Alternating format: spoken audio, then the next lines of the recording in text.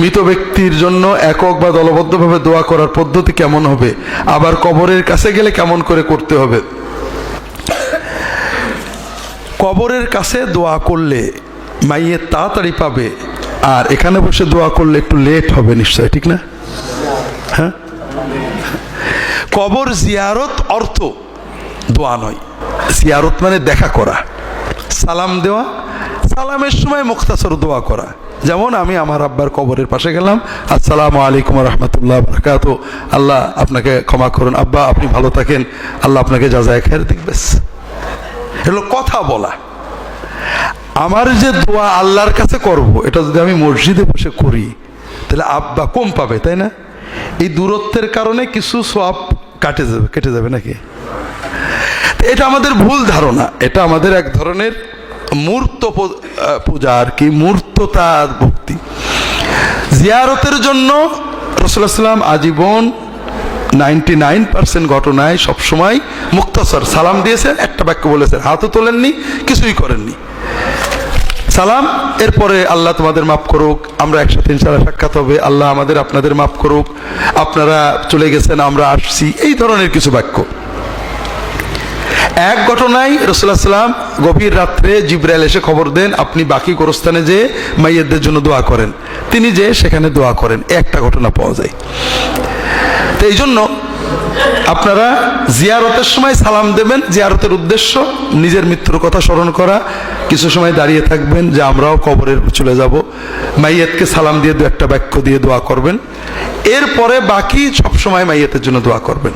এরপরেও যদি কেউ মাইয়াতের জন্য দোয়া করতে চান, কিবলার দিকে মুখ করে আল্লাহর কাছে মাইয়াতের জন্য দোয়া করবেন, কোনো নির্ধারিত সিস্টেম নেই। বিশেষ করে আমরা যেটা করি, কি করি, সূরা ফাতিহা সূরা ইখলাস পড়ে কি করি, বকশে দেন আপনারা, ঠিক না? এটা খুব ভালো ব্যবস্থা।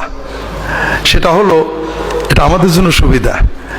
শবে বরাত আসলে, শবে কদর আসলে আপনারা কি বলেন, হুজুর 3 খতম করার পর যে বকশে দেবেন, বলেন না?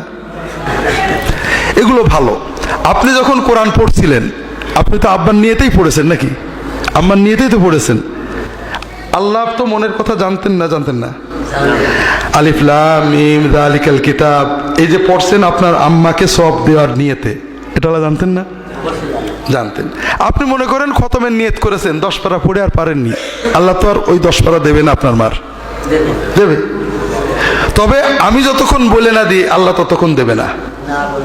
হ্যাঁ, বিষয়টা ভালো করে বোঝেন। আমি আমার আব্বার নিয়তে আম্মার নিয়তে কোরআন পড়লাম, দান করলাম, সদকা করলাম, যাই করলাম, আল্লাহ আমার নিয়ত জানলেন।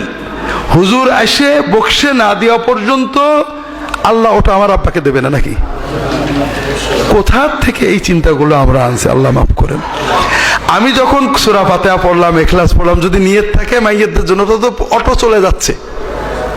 আমি বলতে পারি আল্লাহ এই কোরআন তেলাওয়াতের ওসিলায় আপনি আমাদের মাফ করে দেন, আল্লাহ নতুন দোয়া করব আমরা যে আল্লাহ আমার মাইয়াতকে মাফ করেন, তার জান্নাত দেন, তার গুনাহ কবরটা প্রশস্ত করে দেন, নূরে মুনাওয়ার করে, বিভিন্ন জিনিস বলতে পারি। কিন্তু যেটা পড়া হয়ে গেছে, আল্লাহ দিয়ে দিয়েছে, ওটা আবার আমার দেওয়ার দরকার কি? কথা বুঝেন না? এই জন্য কবরের পাশে যদি দোয়া করতে চান, এমনি দোয়া করবেন কিবলামুখী হয়ে। দোয়ার আগে দরুদ শরীফ পড়া, আল্লাহর হামদসানা পড়া, এগুলো দোয়া কবুলের ওসিলা, বকশে দেওয়ার জন্য না। আপনি 5 বার দরুদ পড়লেন, আল্লাহ এই দরুদ শরীফের ওসিলায় আমার দোয়াটা কবুল, আব্বাকে মাফ করে দেয়, এটা বলতে পারেন। সর্ব অবস্থায় কবরের পাশে দোয়া করা তেমন কোনো দোয়া নয়, ঘরে বসে দোয়া করলেই হবে।